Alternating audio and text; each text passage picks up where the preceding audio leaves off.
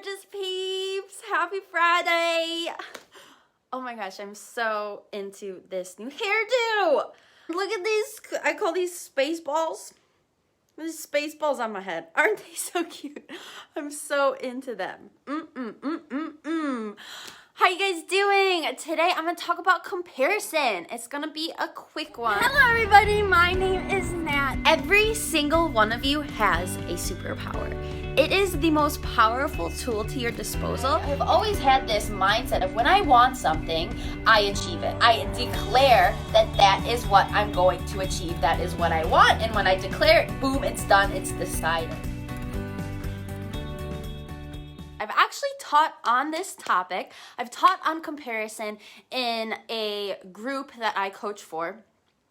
Just a little side note, in addition to the business that I run, I also just get to do some on the side coaching for other businesses. So again, a little side note, if you're a business that is looking to insert a mindset coach into your community, give me a holler. I'd love to talk about pouring into your community.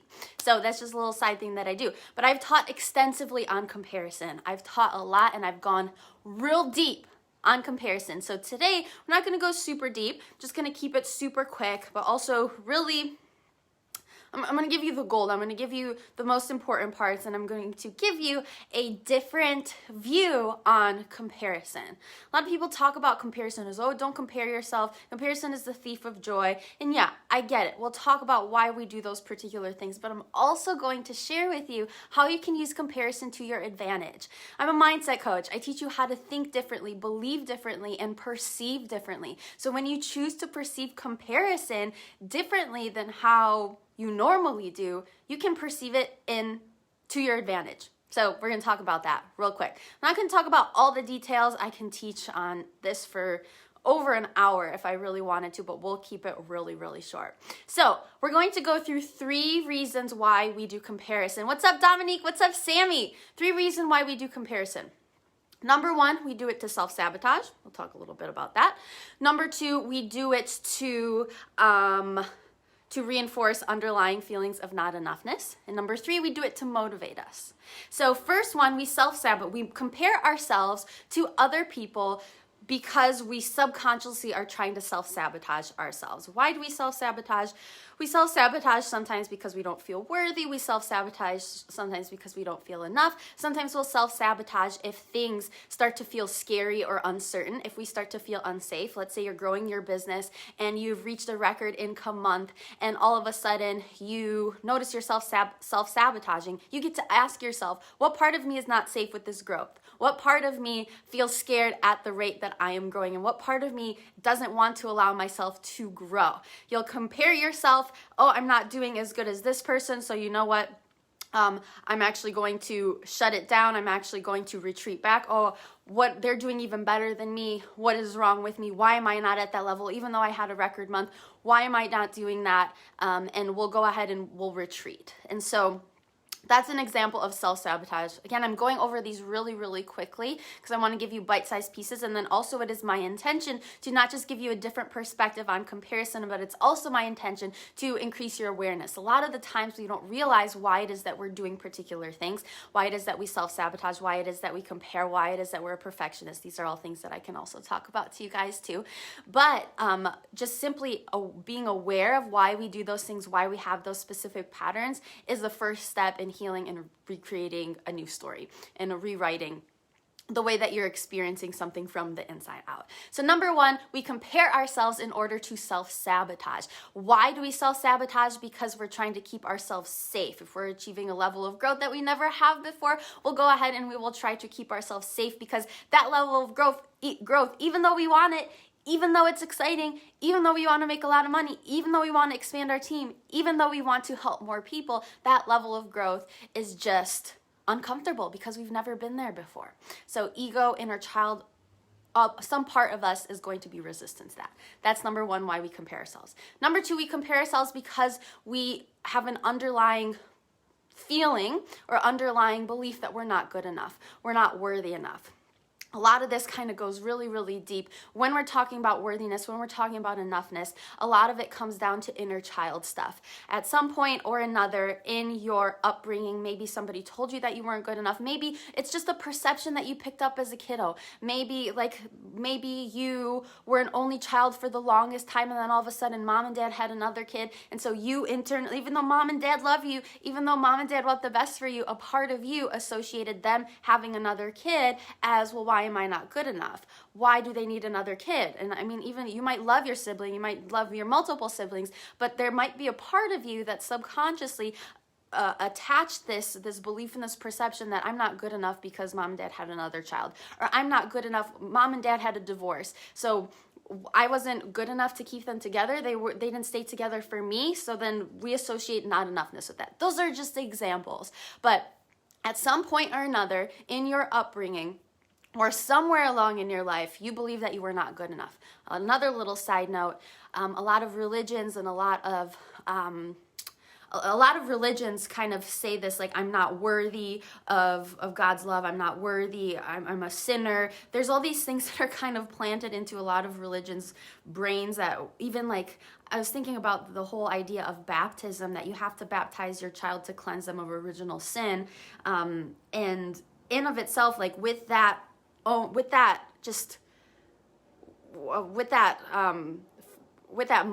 or with that, with that tradition even, like, we're automatically thinking that a child is born with some level of sin. We don't have to go into that. My mind went down a wormhole with that. But in our upbringings, we've been told, or we perceive, that we're not good enough. And so we'll use comparison as the way that we see consistent proof of that. Oh, look at her. Oh, look at him. Oh, look at what they're doing. What's wrong with me that I can't do that? Oh, I'm never going to be good enough. I can't do that. I'm so, what's wrong with me? That just keeps what's coming through my mind. Those are the thoughts that we have, and those are the things that we will latch onto, and we'll use comparison as this thing that tells us, that we see as proof that we're not good enough. So that's number 2. Number 3, we use comparison to motivate us. Now, there's 2 different ways that we look at using comparison as motivation. We'll use somebody else's success, and we'll see it as, wow, they're doing so much better than me. What the fuck's wrong with me that I'm not doing that? What am I doing wrong? How am I showing up differently? Geez, Nat, you suck. You should be, they're making $50K a month. Why aren't you making $50K a month? You should do that too. Oh, they've expanded their team by double. They've helped over 1,000 people. What's wrong with you that you're not doing that? You should be at that level. And we'll beat ourselves up to when we compare ourselves to other people that are maybe doing better than us. And we'll use almost that, like, negative self-talk, that, like, tough love, in order to motivate us. And I know that sometimes works for some people. Like, if I just sometimes there are days, and I will say this, I would say about 5% of the time, there are some days where I need to be so real with myself, and I need to say, Nat, get off your ass and let's fucking go. And I have to be a little tough on myself here and there. But if you're constantly operating from this tough love place, there's only so much gas in your tough love gas tank, and it's tough. I believe that love actually is expansive. Love gets to be compassionate. Love is grace-filled. Love is love. And when it's tough, is it really love? So there's only so much that tough love can get you. So we'll sometimes use tough love when we're comparing ourselves to somebody that is further ahead of us to motivate us to get to that level. And that might work sometimes. That might work for an extended period of time. But what you'll notice is that you're consistently trying to motivate yourself with that. There's only so far that you can get. Pretty soon you're going to start you're going to try to do that, motivate yourself with tough love, and it's going to get to a point where you're like, why is it not working? I'm telling myself all these shitty things. Why am I not motivated to get up and change the way that I'm showing up? So that is another way that we compare, why we compare, and how we use it to motivate us. Now, this next one is the golden nugget here. This next one is to use comparison to motivate you, but to motivate you in a not tough love way, but to motivate you in an expansive way, and to motivate you in a compassionate way. I've posted about this before, but I'm excited to kind of mention it in this live video, that when we get to see other people's success, other people that are around us that are achieving the success that we want, that have the relationships that we want, that have the health that we want, we get to see other people's success as proof that it is for us too. The fact that you are surrounded by people achieving things that you want is proof that it gets to be for you too. The fact that there are people around you making 6 figures, multiple 6 figures, 7 figures in your business means that that is meant for you too. You get to see proof of that around you, and you get to say, man, if they can do it, then I can do it too. If they can call in that relationship, if they can have that dating experience, if they can find and meet the love of their life, if they can work out and lose the weight, if they can achieve that, then I can do it too. Because there's no difference between them and me. We're all human. We all have the same resources available to us for the most part. I will just mention privilege. Privilege is an important part, I think, of conversation, and I am a privileged white person. So I'm actually going to backtrack and say that some people don't have all the same resources as I have. So I just want to mention that. So for somebody who's privileged like me, it actually might be easier to achieve certain things because of the resources that are available to me, whereas other people won't have those resources. But just inherently as humans, there's nothing different between someone else. If somebody else can achieve this level of wealth, then I can achieve that level of wealth too. And having conversations about privilege is really important. And I think it's really, really important to interweave that into anybody's healing journey and to have awareness of that. But also, I believe that it is my job to empower people on a completely different level, and to also empower the Black community, empower the LGBTQIA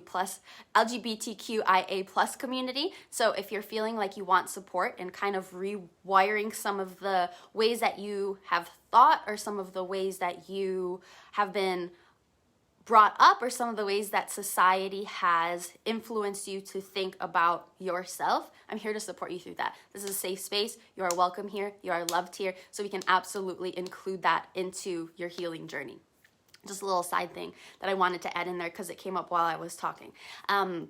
So we can compare ourselves to other people, and instead of using it as the thief of joy, we can see it as proof of why it is that we get to have that too. We get to see that as proof of why it is that we deserve to have that as well. If somebody else has it, and if I can see that, I can see that on the internet, I can see that within my friends circle, I can see it on social media, I can see it within my community, I'm going to choose to perceive that and compare myself to this person as an opportunity to actually motivate myself, but to motivate myself lovingly. If somebody else is achieving what it is that I desire, they are proof in of itself that I get to have that too.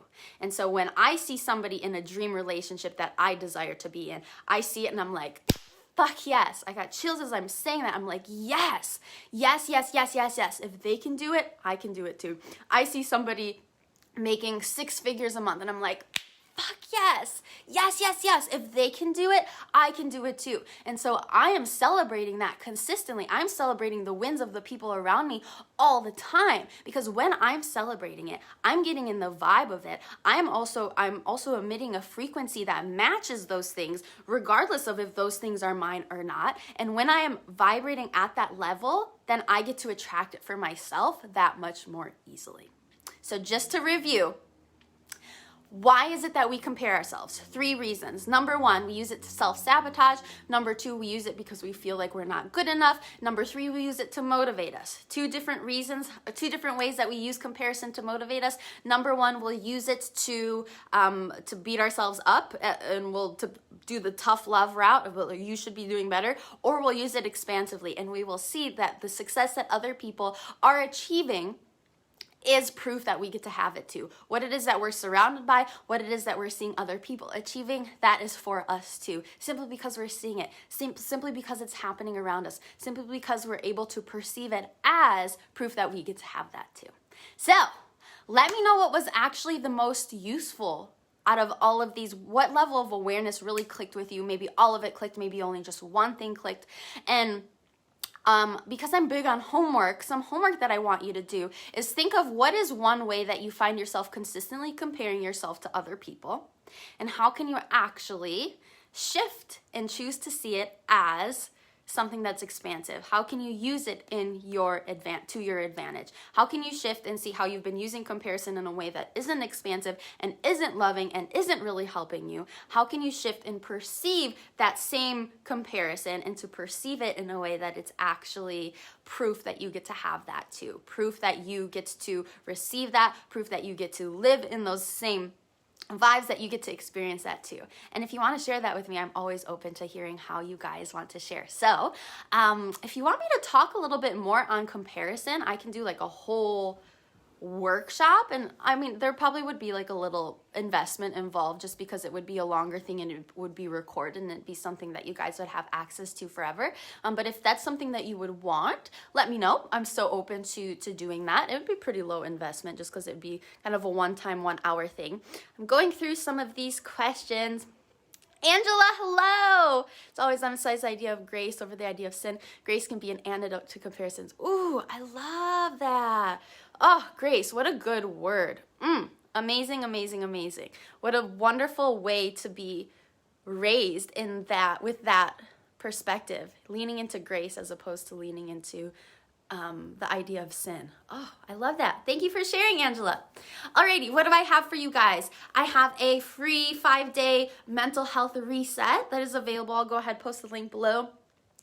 Teaches you how to create a mental health routine. Nobody really talks about how to have a mental health routine. It's not something that's even taught in school. I mean, nutrition and health isn't taught very, very well either. But that's a whole nother conversation. But mental health also should be prioritized. So I'm giving you those tools now. That is something that you can do with your family. That's something that you can do yourself. So I'll go ahead and I'll drop the link below if you want to dive into that. I also have my signature course, the Highest and Best Workshop. It is actually, there's an up-leveled version now. It has 5 weeks of content, so 5 teaching videos. Previously, it was just 1 90-minute teaching session. Now it's 5, and so it's a do-at-your-own pace, have access to it forever type of course. It's really teaching you how to identify who your highest and best self is, how to shift limiting beliefs that get in the way of you showing up in that way, how to identify a relationship with a higher power so that you can consistently show up as your highest and best, how to act as your highest and best, and what are some of the values that you align with your highest and best, all that good stuff, and like hours and hours of bonuses, musical meditations, different teaching sessions. There's so much. I'll post that link down below so you can see all the deets in there too. And then I think that's it. I think that's all I have for you guys. Well, have an amazing rest of your day. Happy Friday. It's rainy and cozy here in LA, and I freaking love it. So I'm going to have the most cozy, wonderful weekend. And I will catch you guys later. Let me know what else you want to gain a little bit of insight on. I'm so open to doing just a mini live teaching session on it. And I'll see you guys later. Bye.